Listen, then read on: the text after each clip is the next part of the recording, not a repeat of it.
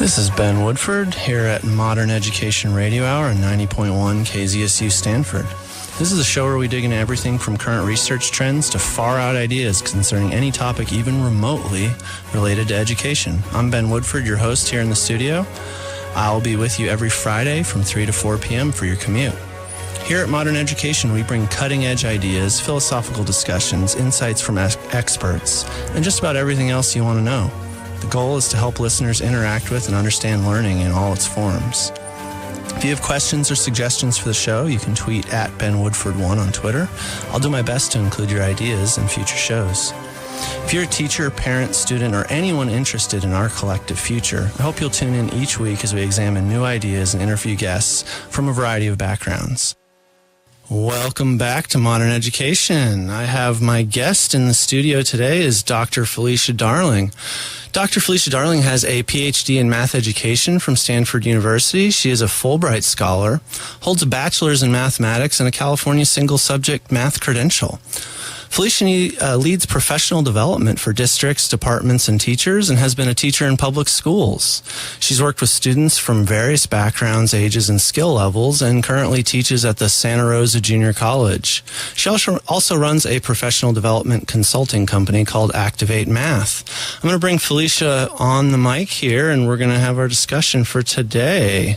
Felicia, welcome to the studio. Thanks for coming. Thanks for having me. I'm really excited to be here. Oh, I can't be as excited as I am. This has been a real joy to prepare for. I've been excited and interested in all the stuff you have going on. Wow, you prepared? I didn't know. I always prepare, yeah. Awesome. Like a Boy Scout, right? Ready for anything. You're a pro. So I want to start by just giving the audience an idea of your background, like especially if you have maybe a story that can help us understand how you got into education and how you became such a dedicated advocate for students. Oh, thanks. Well, I come from a poverty background. I always start with my daughter was born in a house without plumbing, electricity in rural Vermont. So I have a lot of experience living in poverty and know how hard that is and how hard it is for students to overcome poverty. I guess research just came out. It takes 20 years for students to overcome poverty, and that's if almost nothing goes wrong. For me, it probably took 30 years, but I did it because things do go wrong. But anyway, so I started with that kind of angle, and I really believe in helping students who are first-generation college students in particular, or students who are experiencing exceptional learning challenges, or minority students who might be exposed to systemic inequities, to help them to achieve. And so that's kind of was my inroad. And I taught in community colleges part-time, and I lived in poverty actually over in Vermont till I moved to California.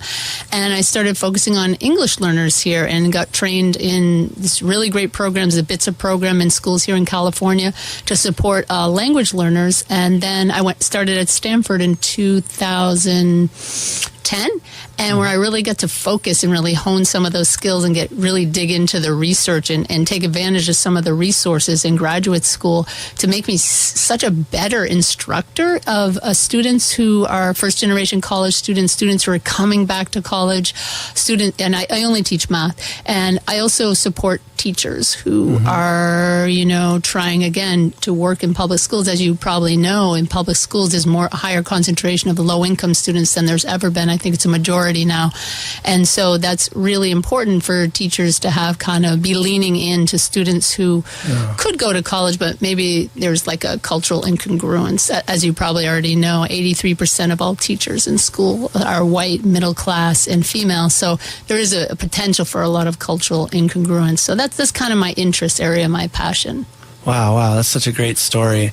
And what I'm thinking about as you're telling this story is I'm really curious about how things have changed from before you started getting this kind of higher level knowledge to after, as far as your approach to supporting students and helping them to overcome some of the systemic challenges that they face. Right, I promised I wouldn't go on and on about Stanford, but I was exposed to so much here.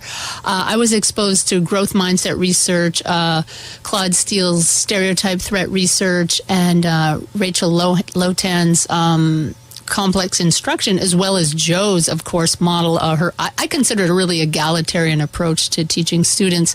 And that really opened up my world and opened up my bag of tricks, my tools to really support student success, particularly among first-generation college students. Because at my current job, which I absolutely love, I call it my forever job, I work with students. First semester, of course, the researcher in me, I said, come on and you get extra credit. Tell me your story. And I heard stories, people who had been in and out of jail with felony convictions for crystal meth addiction, 19-year-olds who lost their whole family due to fentanyl addiction, students who were in Thai refugee camps. These students are so motivated, and they're back at school. First, I teach the first math class, sometimes the very first class they have when they come back to college after having kind of a history of some real challenges. So I love that I can draw from the research that I was exposed to here at Stanford and kind of instantiate that research into instruction and try things in the classroom. And I would say it's really working. I see students having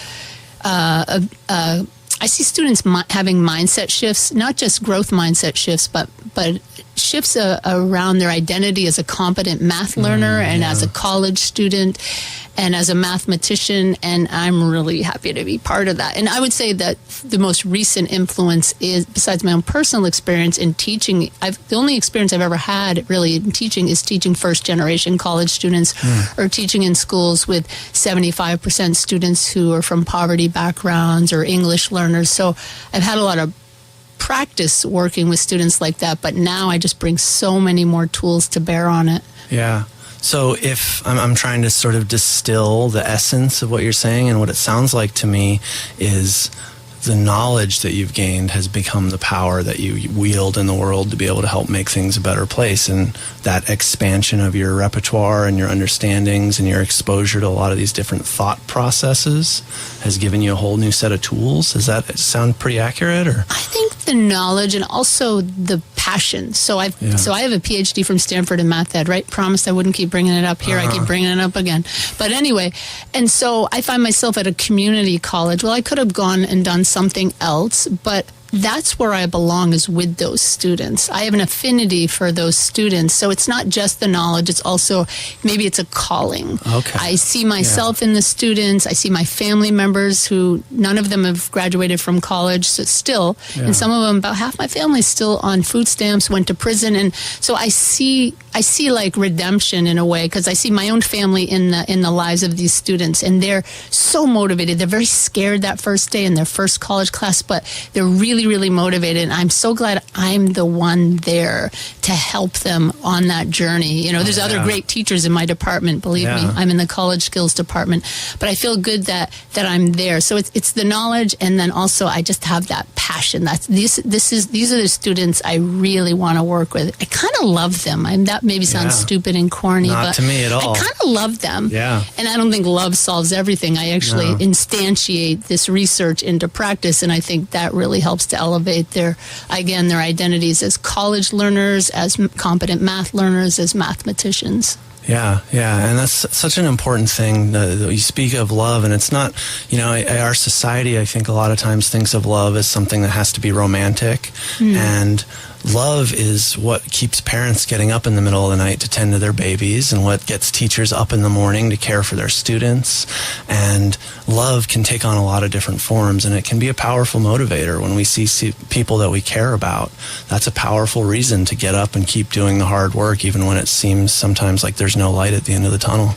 Yeah, that's a great way to put it. And honestly, I know again, people say this, if you find a job you love, you'll never work a day in your life. But I don't mind it. I work all the time. What else can I do? Can I meet with these students? I walk students over to mental health services. Half the town burned down up there in Santa Rosa, and we had to give extra support. And I really enjoyed doing that. Like you said about getting up at night because your baby's crying, even though you're like, wow, I haven't slept for 3 days. Right. I really love working with these students, and they never disappoint you. You just watch them and they excel because they're super motivated. And despite all those challenges, they show up for class. And despite being so terrified, some of them, because, my God, no one in my family went to college. Oh, my God, I'm from prison.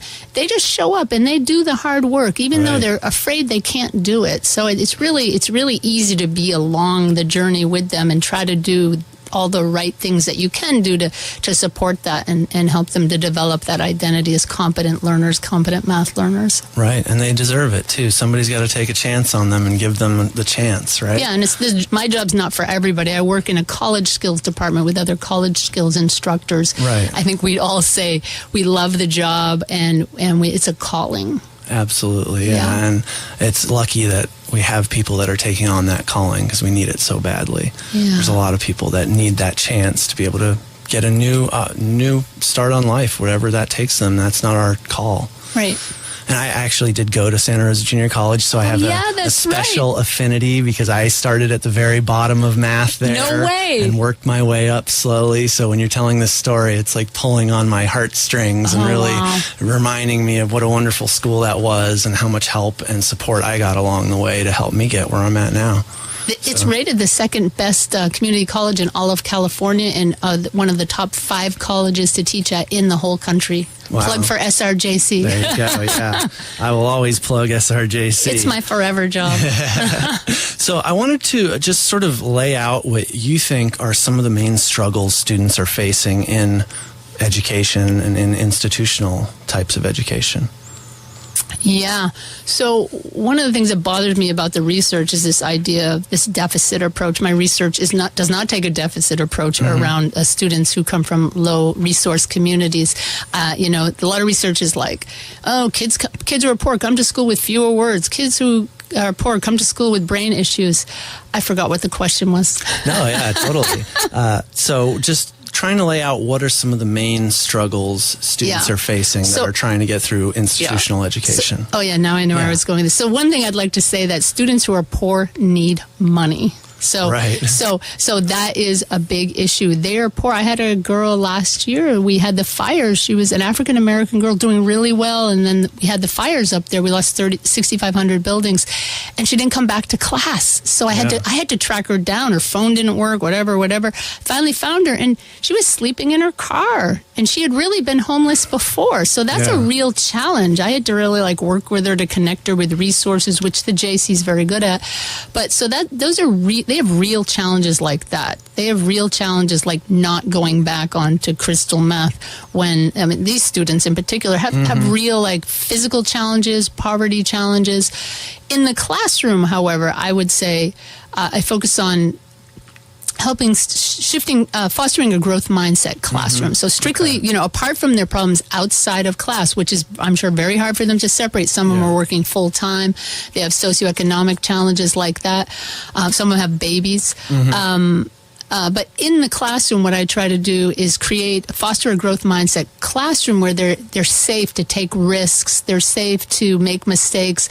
I use Joe's approach in complex instruction. I try to encourage them to, I try to elicit their unique approaches so their unique approaches are valued in the classroom. So in the classroom, I think what they need is a different model of instruction, and that's what I'm trying to provide, because obviously if they're 35 and in a classroom where we're teaching fractions, the old model that they've been through didn't work. Right. If they're 19 and just graduated from high school and they've been placed in a class where we're doing long division with or without decimals, then what they've done before doesn't work. So I think pedagogically what they need is something different. And so I try to create a growth mindset classroom, and I try to create opportunities for them to communicate their unique approaches to problem solving instead of being, again, the authority and going, this is how you do it, everybody copy me, because that's what they already did and it didn't work for them. Wow, yeah. So I'm just trying to recap here. You talked about the resources outside of school, which is so important because it's really hard to focus on your studies when you need food and a place to sleep at night. And then the other piece is giving a different type of experience, that a growth-minded experience, a responsive to student needs type of experience that gives them something different than what every teacher's been trying to force on them for all the years that never worked. And if it hasn't worked this long, it makes perfect sense that we shouldn't just keep doing it and blame them. It's clearly the teacher's responsibility to take a new approach at some point, right? Yeah, and I would say everyone in our department has that point of view where they get it. They're going to try something new with students. Yeah. But I also think I do I know I mentioned that I like the idea of disrupting systemic inequities at the classroom level. Yeah. I have to say that I do some of that work too, and I think that's important. Some of the stereotype threat work, some of the affirmation kind of work of Claude Steele and Cohen and Walton. Can we break down a few of these things for the listeners? I'm not sure everyone will get what these topics are. The responsive teaching, or just pick one and can you break it down a little bit for us? Let me see. So, complex instruction, perhaps people know about Cohen and Lotan, and that's the idea of we're doing this group instruction like Bowler does, low floor, high ceiling tasks, a lot of conversations. And one element of that is affirming status of low status students in groups. So I do group work every single day, randomly assigned groups. And so let me give you a story. There was a student, Anahi, one day. We were doing work in groups, and I noticed that the other students, this is an example of affirming status in groups. The other students weren't really picking up on her ideas.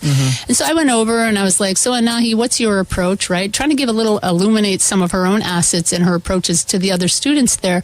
And she told me her approach was to subtracting negative numbers. And it was actually an approach I'd never seen before. And so I went up to the board and I said, Anahi, do you mind sharing this with the class? And so she told us her approach, and I made sense out of it and made the point that this is a super innovative approach. I'd never seen it before. What an interesting way to explain this, kind of elevating her status in the class, in the group, because I noticed the group wasn't picking up on it. And what was remarkable is that on the next quiz, 2 students actually used her approach, an approach I'd never seen in my life. Wow. And so to me, that's an example of Lotan and Cohen's complex instruction, where they affirm the status of students in groups. So that's one example of something. There's also Claude Steele's 3-tiered wise feedback. There's also normalizing. Well, let's slow down. Let's break that one down. Okay. So Claude Steele's 3-tier, what's it called? 3-tiered wise feedback. Okay. So in that case, when you give they did a big study, and they found that when they there was 3 parts of it, right? Critical feedback, communicating high expectations for all students, and communicating I believe in you. And they found out, particularly with minority students, if they just said I believe in you, you can do it, minority students, it was demotivating, because it would seem like a big lie. I guess that's not very researchy for me to say, but that's my take on it. If you just give critical feedback and said I believe in you, it was demotivating. But if they put that extra critical feedback, I believe in you, and I have really high standards for your performance, it really does motivate students. And so I do that, even though a lot of students will try to get you to give that comfort-oriented praise, which research shows is demotivating. I don't like that learned helplessness kind of thing that people talk about, or just to try to get you to be a little too comfort-oriented. I'm like, no, this is my standard. I know you can do it. Here's some help to help you do that, and I believe in you. So it's a little bit of tough love and a little bit of love, I guess. And so that's Claude Steele's 3-tiered wise feedback. Okay. So I use these things because I saw Greg Walton present once, and he was trying to get people to, here's the research, see how you could use it in your work. And so I started using it in my work, and I think it's working. So it's basically they do the research, they find this result from the intervention. Same thing with growth mindset, right? They find that this intervention works with students, so they're like, hey, go try it in your classes. Right. Yeah. And that's the big push, I think, in education, is this research-based practices. Right. And taking the research that's been done elsewhere and putting it into practice, and being able to show how we can do this in our classrooms with real students without these contrived sort of experimental conditions to try to show something can work. If we know it works, now it's time to get it in the classroom and see what we can do with it. And that sounds like exactly what you're doing. Can I tell you one more? Please do. So we there's want another all the free tips for teachers as possible. So Greg Walton would be proud of me, I'm sure. The other one is it's called Affirming Value. I'm trying to look at my notes to see who did that, because you want to give credit to people. But anyway, somebody did a study. They have Google. They'll figure it out. And what they did is with 7th grade boys, it was 7th grade students, and what they did is they let students affirm their values. They actually let them write a 20-minute essay on what are their core values, right? Oh, wow. And they found that for African American males in particular, their performance in all their classes improved for like 2-3 years down the road. Oh my goodness. Right? Because, and I'm not sure why that all happened, but if you can think about it, so finally in a educational setting, you're actually touching base with your own core values, right? Right. And so it's actually, I do that in my classes. I did it when I taught education class at San Jose State. I do it with my classes, and I help them to tap into what are your core values. And we actually, in a math class, talk about that. Yeah. So it's a time in a professional setting where they get grounded in their core values. And I actually think I incorporate it into this activity I do, which I think is a really great activity, where I have them draw a picture of something they're good at that they get better at over time. Oh, yeah. And I say, this is where you have a growth mindset. So everybody draws the picture, and people draw soccer and baking and cooking. And so in some ways, they're affirming their values, but we're also doing a growth mindset activity too. So they draw this picture that they're good at, they got better at over time. And I say, this is where you have a growth mindset, because many students in my class do not have a growth mindset specifically around math. Right. And so then we debrief. I go, what do you do when it gets challenging? And they talk about that. What do you do when you make a mistake? I go, when you make a mistake and it's soccer, do you kick it into the goalposts? You go, oh my God, I didn't get it in. Drop the mic, leave, and go, soccer's not for me. No, we don't do that. Right? And so just to impress upon them, well, what do you do? And then like, so what do you do? So what do you do if to get better at it? And they talk about seeking out mentors, taking a break. And I go, can you use that in math? And so we use it as a springboard to talk about skill improvement in math, because so many people in there think they're not good at college. No one in their family is. They're not good at math. That's why they're in my class. And so this is like the springboard we use to help them make that shift. And it also touches base with one of their core values. So I think I'm doing two things, a stereotype threat intervention here and a growth mindset one. And what's interesting is, 3 months later, I was working with a student, and I said to him, he came into my class, he said he wanted to work with me on anxiety, because I do a lot with neuroscience and anxiety in class. And I said, well, what did you draw for your picture? And I said, what did you pick for your thing that you have a growth mindset you get better at over time? He goes, I don't know. I go, well, what picture did you draw? And that picture was like an experience, like a lived experience. Right. And then he remembered, and it kind of brought him back to that moment. And I think that's a really strong activity. In fact, I did that with a school on one of Joe's projects, and where they showed shifts in mindset. So, I mean, I can't say for sure that's what did it. Right. But I think that's a pretty solid activity for really emphasizing growth mindset, and also getting them to affirm their values, because they pick something they love, of course. Right, they're not going to pick something they hate. Yeah, so I want to unpack that a little bit for a second. What I'm hearing is you incorporate this visual aspect, where they need to take something that's meaningful to them and make it visual, that allows them to maybe make a different something type of they got better at over time. So it's definitely an area, and I frame it that we go, this is an area where you have a growth mindset. Right, and that's an important piece also. The growth mindset can easily be mistaken as something you have or you don't have. Right, yeah, it ends up getting fixed. Yeah, and this piece that you're talking about is pointing out that we are all growth-minded about something. We all believe that we can improve, and have evidence even that we have improved in some areas of our lives. And so it sounds like what you're doing is bridging that gap between the familiar, what they already know they can improve at, and the thing that they need to improve at, which is probably in your class in this context. Yeah, and get them to focus on how they're going to deal with risks and mistakes and challenges and tough times in math. Like, how did you do it in soccer? Did you just give up and drop the mic? I'm out.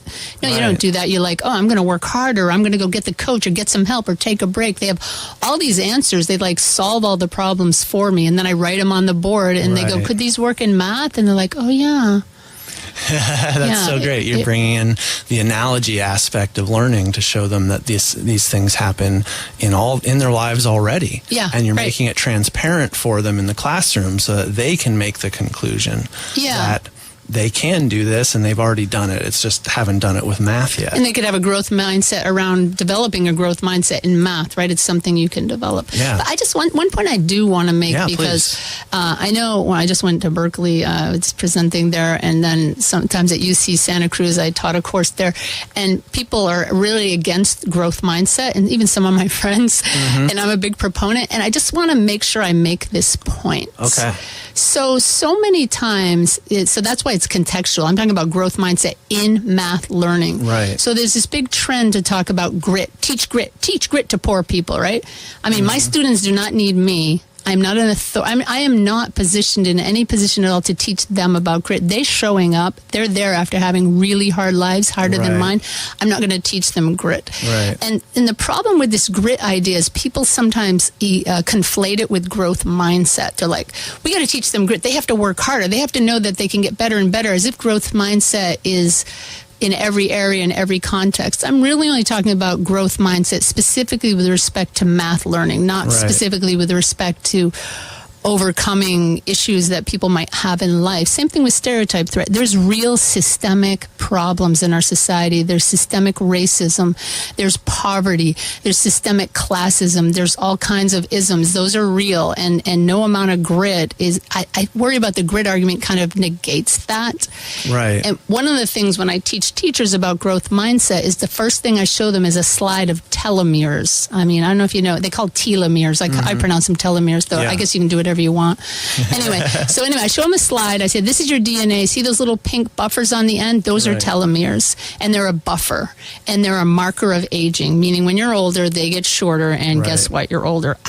Right? Yeah. Well, they did studies, and they found that African-American people, African-American students, and also poor students have shorter telomeres, right? That means they have shorter markers of aging. That's not good. Yeah. Furthermore, they found that in families, in African-American families or in poor families, the higher achieving sibling actually has shorter telomeres than the lower achieving sibling, right? Wow. And that is not true in families that are white middle class. That's not true about the two siblings. The high achieving sibling does not have a shorter telomere. And I say that to people. Sometimes they don't get it, and I don't know. I got to get better at it, I guess. But I say that so that people understand there are real physical costs to saying to students, we're going to teach you to have grit. They have to, African-American students, minority students, poor students have to overcome so many obstacles to be a high achiever that there are real physical costs. I mean, that shouldn't discourage students, but it's a reality. Yeah. It's like they're doing the same thing other people are doing by carrying, all this weight or something. And, and sure, the damage to telomeres can be attenuated with certain kinds of therapies and stuff like that. Yeah. But I just like to say that because I don't like when people are like, well, we're going to teach grit, we're going to teach people to have a growth mindset, and that's going to overcome, it's not going to overcome systemic racism, it's not going to overcome poverty. Poor students need money and resources, and African American students need to feel safe in the classroom and safe in the U.S. Yeah, absolutely. And it's really tough with these types of cases because we're trying to fix a whole lifetime of struggles and problems as if that needs fixing, instead of recognizing the strengths that brings to our society, and instead of recognizing the power that these people have to be able to show the rest of us how to be resilient and how to have grit. It's not that they need to be taught how to have grit. They need to be taught math in your specific case, and that is helping them open up new doors, which are not connected to their past, but hopefully opening up their futures. I like the way you said that. I feel that way. I feel like we should be illuminating the assets of these students in the classroom. That's why I like Joe Buller's approach, because it's so egalitarian. She makes explicit people's unique approaches. That really is shining a light on their assets. It's not saying I'm the authority, the book's the authority, I'm the instructor, I'm the authority. It says your point of view is important. The way you solve this approach is the best way. And neuroscience supports that, connecting to prior knowledge. It deepens conceptual knowledge for students to talk in groups. I mean, neuroscience is supporting that that's the right approach just from a pedagogically, but from a social justice point of view, it's important for people's points of views to be honored and their assets to be illuminated in the classroom. It should be a safe place for them to shine. Yeah, absolutely. Absolutely. And the funny thing is we all get better from that, by being able to allow different voices to be heard and new perspectives to be brought into the conversation. I mean, I'm thinking of the research that's been done around having gender balancing in work, in workplaces. You get better results when you have new voices and more people able to chime in. Things work better and things run smoother, and that is an advantage for all of us. So I think that just sort of backs up what you're saying. Yeah. And Joe Power's research showed that in classes, if Joe's listening, I'm sure he's not, because he's probably busy doing his dissertation. But in classes where they had the greatest effect in terms of the stereotype threat intervention, so where the stereotype threat intervention had the greatest effect on students who were experiencing stereotype threat, minority students or women in math, that those classes with the biggest effect, actually the other students had the greatest improvement as well. It's kind of research that's supporting the point that you were saying. Right. That like when those students are, their anxiety is alleviated and they're able to be freed up to express who they really are, that the other students really are excelling as well. It's exactly what you said, but it's like the research of Joe Power. Yeah. That's Greg Walton and Jeff Cohen as well. Okay. Those guys are all together there. I love getting these names out here just so that people want to learn more. They can Google it, look it up, try to dig in for themselves. And this is always the starting point, right? We can't give all the keys to the castle if we had them, and we can't solve all the problems even if we wanted to, but we can start opening up the conversation, and that is always a good place to begin seeking it out for yourself and taking ownership over these things. So keep throwing out those names, absolutely, because it gives people pointers and markers to be able to take it on for themselves. So let's move on a little bit here. We've been talking... can I just say one thing? Please. The self-affirming narratives was Cohen, Garcia, Apfel, and Master. I just wanted to get that right, because I really had it wrong there. Absolutely. Again, we got a good marker for people. They can... once I get this up online, people can rewind and get all these resources. Great. So I love getting those out there. So what about parents? If a parent is trying to support their child, maybe a parent with a student who has been struggling, or a student who they know hasn't had all the advantages, and they want to be able to give them the best possible outcome, what can parents do to start being more supportive or helpful, or getting resources for their kids, maybe being a learning broker, if you will? Well, so that's K through 12, right? So I had worked with some last year I actually worked with about 1,000, 2,000 teachers, I don't know, in Monterey County, and a bunch of parent groups as well. And I also taught, of course, in middle school. I find that, as you know, parents really want the best for their kids, obviously. And we did a couple parent groups on the growth mindset and also on Common Core math. Of course, I only know about Common Core. I only know about math, right? Because that's my thing. So what I notice is that parents, especially with the Common Core math, really need some time to get comfortable with that. That could really help them, because then they could be positioned as someone who could help their students, their children. But also learning about growth mindset is a good thing. But again, it gets misapplied sometimes. I would stick with it specifically in math. But sometimes parents don't have a growth mindset in math. They're like, I'm not a math person. You hear that a lot from parents. And that can't be helpful as a female parent, saying that, and your daughter's like, yeah, I'm not a math person either. I guess that's an okay thing to say. So that could be changing their language. Carol Dweck has these great, really easy to read. I think Scientific American has a couple articles she wrote that are, and her videos are great too. They're just really easy and accessible, and you really start to, just from watching them, you can really, a parent could really change their own language around, math mindset, growth mindset. And Joe Bowler has U-Cubed, right? There's a million resources for parents and videos, and she even has that's what parents should do. They should take that course with their child. It's free. How to Learn Math with Joe Bowler. There's a lot of great resources and they're just like watching TV, right? I mean, Joe with that course. I mean, it was amazing, the differences in students' grades, their attitudes around math. She did it with teachers. I don't know if she did it with parents, but the parents could watch it with the students. And it's easy because it's free. And it's six, maybe 25-minute videos, something like that. Okay, good. So we're throwing out some more resources for parents and students. That's awesome. And I want to see if I can just sort of synthesize what you're saying here. So a lot of times parents, it sounds like what you're saying, and I've heard this from other people as well, that when parents have sort of a block against math themselves, and they have this identity that they've taken on, that they're not a math person. I'm doing air quotes right now in the studio for the listeners.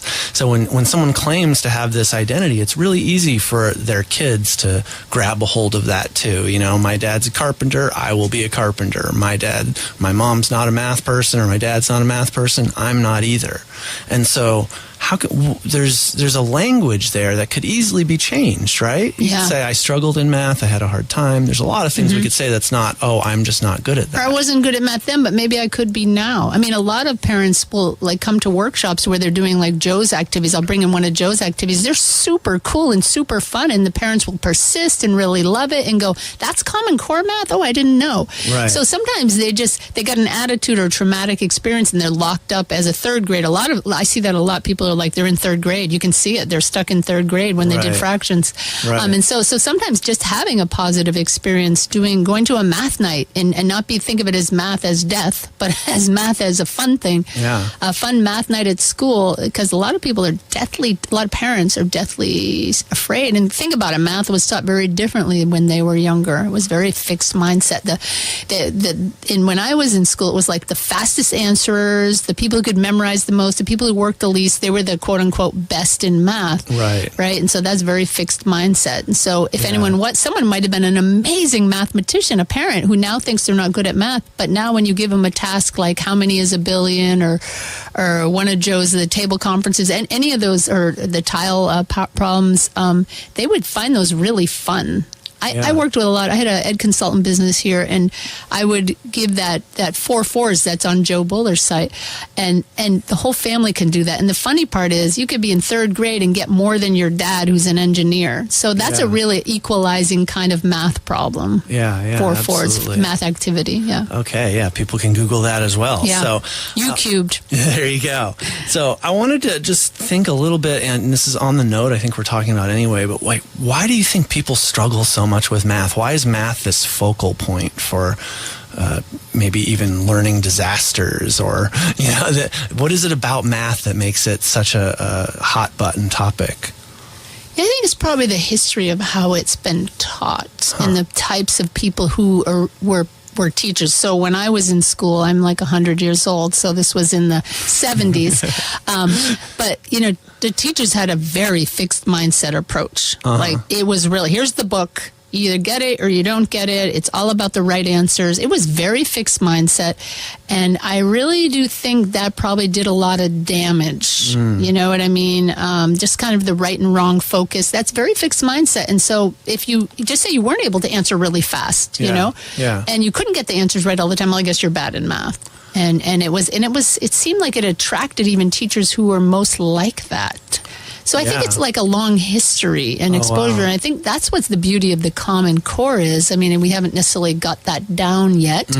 But in Joe's Revolution, that's the beauty, is that it's opening up math for everyone. She has that course at Stanford where she works with undergrads who just changes their world. Here they are people who have been good at math their whole life. They're here at Stanford, but they kind of hate math. They're terrified of math. And she shows them all these open-ended problems, low floor, high ceiling, multiple entry points. And she does the growth mindset activities and complex instruction, and at the end they love math again. So I do think it's, as Joe would say, bad instruction. I don't know if I want to say bad instruction, but maybe she wouldn't say that. That's okay to say, yeah. But it's that type of instruction that really reinforces that some people, the fast answerers, are very good.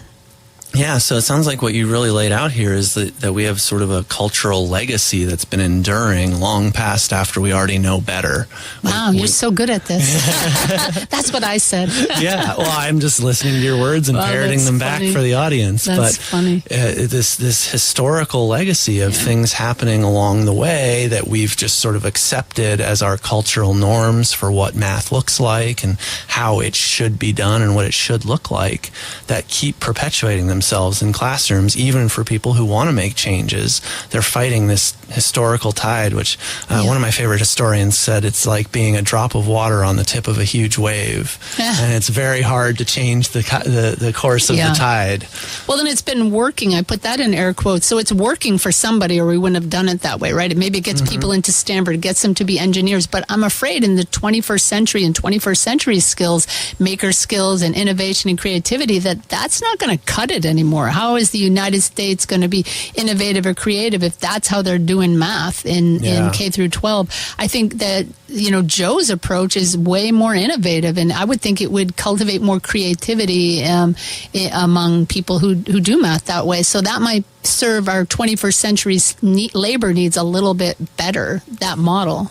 Yeah, I totally agree. I want to shift gears a little bit here because we are running low on time, and I have so many questions for you. So I wanted to just ask about your perspective and maybe even your philosophy around grading and how grading is done in your class, or what your approach is to think about what a grade means for your students.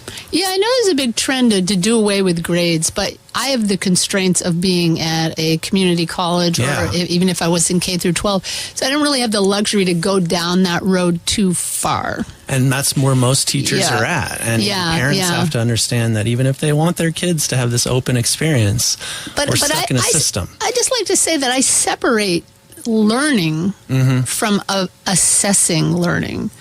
So to me, I have a growth mindset classroom. I try to encourage people to take risks. We do work in groups all the time. We deepen conceptual knowledge from our choice of tasks. But we can still be evaluated with time tests and still have grades. To me, that's separate. I wouldn't give them a time task, hurry up and learn this stuff. No, I wouldn't do that. But I could say, you are now going to demonstrate your mastery of this by this assessment that we've chosen. I didn't choose it, but, shared assessments. Right. So I separate those two out. So I think you can have students have a growth mindset about learning and still understand that there's an assessment, and we'll work with you on anxiety around that assessment, and talk about the neuroscience behind that and skills you can do. But grades at this point are an essential part of the model in the system I'm working in, and I got to decide which sword I want to die on, right? Right. And that's not the sword I'm going to die on here at the community college level or K through 12, because I'm doing so much that's really working. And I know that they're going to have grades as they go along, so I'm just going to keep going with that. That being said, I think revisions, that kind of thing, can really help to alleviate some of the finality of grades and having that be, I know Joe says move away from performance-oriented, but I can focus on that in the learning aspect, so I'm not hurrying up and saying, hurry up and learn, but I am saying, guess what, there's an assessment, and you'll need to get this on it in order to achieve here. Yeah, and that's a really great point to think about, because learning takes time, and we all have our own pace to get to our learning. But if a student has put in the time and gotten the supports and had the opportunities to learn, they should still be able to show their learning in a way that's meaningful. And I think that's kind of what you're describing. Right. Is that right? Yeah, I think that's true. And you got to use some kind of assessments. I love the Mars tasks, and there are cooler assessments. I actually think the CASP in K through 12 in California is pretty cool. And I also say that, I'm dealing with the realities and the constraints of where I'm at, in a K through 14 system. Right. What's wonderful about Jo is I always told her she was a person who breathes life into people's big dreams. And so she's a visionary. She's starting a revolution. And when when enough people gain momentum and they do away with grades, I'm on board with that. But given what I can do in K through 14 environment, I'm doing what I can do. It's not a perfect world. When schools like Stanford start accepting students in that don't have a GPA because no one needs that anymore, then you'll have a lot more freedom to change your practices in your classroom. Great point. Great point. Yeah, we're all, high school has almost turned into this preparation for college. For Stanford, especially around here, right? Yeah, and so all these grades, everything, all the pressure we put on students, especially in Palo Alto, students jumping in front of trains because they're so stressed out. So sad. And it's a horrible situation that is connected in some way, at least, to this grading paradigm. And yet teachers don't have the freedom yet to do away with grades because they work in a system that expects it. So I think your perspective, I hope, is really helpful to the teachers who would like to understand that grading doesn't have to be everything when it comes to teaching. It can be a part, and it can be functional if you're coming at it with a good attitude, which I think you're giving us a good picture of. And there's a difference between learning and assessing, right? Right. It's different. Sometimes, you do formative assessment, it informs teaching and learning, but a final assessment, a summative assessment, is a summative assessment. Yeah. So do you have any tricks maybe that you use specifically with grading that teachers could kind of grab a hold of as far as making sure it's clear or transparent for students, this division between learning and testing or assessment? I don't know if I really do. I just, we have assessments. They are separate. They're just so separate. They're timed because they have to be. That's a requirement. And I think when people when students don't do as well as they'd like to, I bring it back to the growth. What could you do differently next time to learn this? And I bring it back to skill development, that it's not a stamp on how good or bad you are at math, but it's about skill development. I bring everything in the class back to skill development. You're not good at fractions. You're not bad at fractions. Where are your skills right now? Do you know these other two skills? Oh, it looks like on this problem, what skills didn't you not know yet? And so I just try to meld that line a little bit with the assessments, bring it back to it. So this is telling me you don't know something. What are the skills you don't know yet? What are the skills you haven't mastered yet? Just bring it back to skill development. I guess that's the way I kind of, try to compromise on the grade thing. Is just, it's an indication of what? Sometimes the indication of anxiety. Yeah. We talk about grades in that way. I don't talk about like they're evil or anything, but like, what can you get from this? What can you learn about what you need to improve, how you can improve, what strategies you could try differently later? Yeah, that's great. And so I'm going to shift gears again.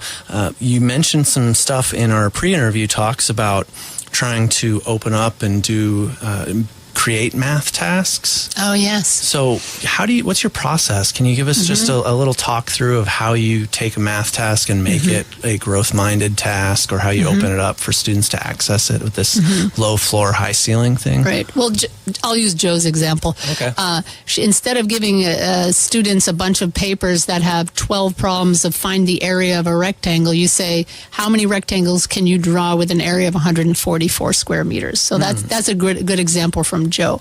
I really focus on me personally. I'm focusing a little bit more on because of my research in the Yucatan. I focus a little bit more on real life problems. Oh, okay. So what I'm trying to do is give students real life problems, and it takes a little time to come up with good ones, and they're not necessarily open-ended, but enough real life problems so that they can start to think about, what is the algorithm? What would you say is the algorithm? What rule could you come up with? What generalization could you make? So rather than me saying, these are the rules for multiplying, dividing, adding, and subtracting negative numbers, let's do these problems that I've made up that relate somewhat to your own life. Probably, usually it's cash or food, right? Everybody loves cash or food, but it could be other things. And then we're going to try to bring them to a place where they can model, make their learning explicit, the 8 mathematical practices, and then from there devise their own rules. So it's like they devise their own procedural knowledge based on their deep conceptual knowledge from doing real life problems. That's kind of where I'm at right now with real life problems. So it sounds like you're trying to make problems that seem applicable and have some maybe real use that people could grab a hold of, especially in these introductory math classes where we're just trying to build up skills and understanding and maybe even confidence. You're giving people a chance to see how the math you're doing in the classroom connects to things that actually matter to them. And it deepens their conceptual understanding. So I could say, here's how you add negative numbers, right? I could say that here's the rules. I'm the authority. Just do what I say, right? And then we'll do some problems. Or I can give them, here's some problems that I made up. And one of the tasks, I have them make up a real life problem later. And you guys work in groups, try to figure it out. It's very hard. That's the beauty of learning, right? If it's hard, then you're learning. If it's just memorizing, that's a very low level task. Bloom's taxonomy, that's on the bottom, right? So in this way, they have a real life problem. They don't get any help from me, really. Not they don't get any help, but I facilitate the discussions and ask questions. And they're required to model. So they really do make sense of the problem, and they solve it in really interesting ways related to their own existing background knowledge. So that's where it's a deeper conceptual understanding. It connects to their prior knowledge, so it goes into their long-term memory.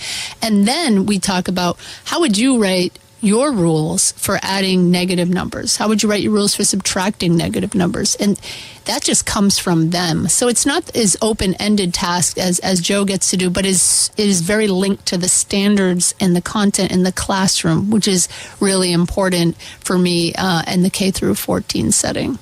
Yeah, so it sounds like it's not just application for the sake of making it applicable, but it's also application for the sake of a very strategic thing where you're trying to make it stick and something that is relatable in their mind to things they already understand. Schema, if you will, relating to the schema of what is prior understandings the students have. Exactly. I bring a lot of ed psych into class because at San Jose State I got to teach ed psych, so it really helped me to really firm up my understanding of how those those old, well-established psych theories are instantiated in instruction. Yeah, and that's so important, and it's bridging that gap between the different disciplines and bringing them.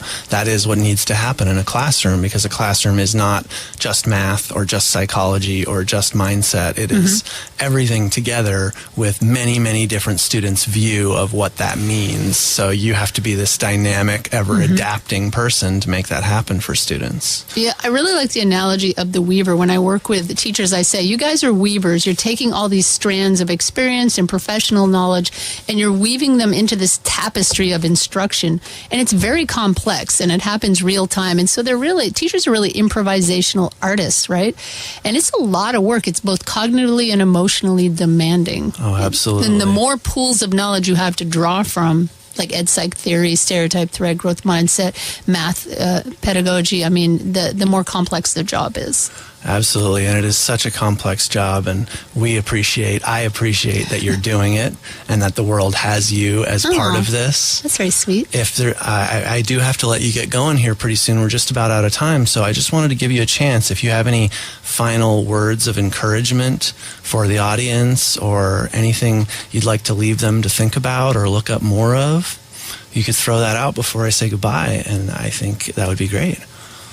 Yeah, I'm not really sure. I think watching Joe Bowler videos, looking at Joe Bowler tasks, looking at Dweck videos is really good, but I really caution people about this idea of simplifying growth mindset so that it ends up kind of blaming the students. Research is clear on that discourse that blames students, even like, well, you need a growth mindset, or you need to have grit, is quite dangerous, and it takes the burden off the teacher to change the learning goals of the students. Oh, that's great. And we're going to have to end with that. So thank you so much, Dr. Felicia Darling, here in the studio at KZSU. Thank you very much for tuning in to Modern Education. It's always been a joy to have these conversations for you, and I hope they have sparked some interesting ideas for you to take on for yourself. And we will be back next week with the next guest here on Modern Education.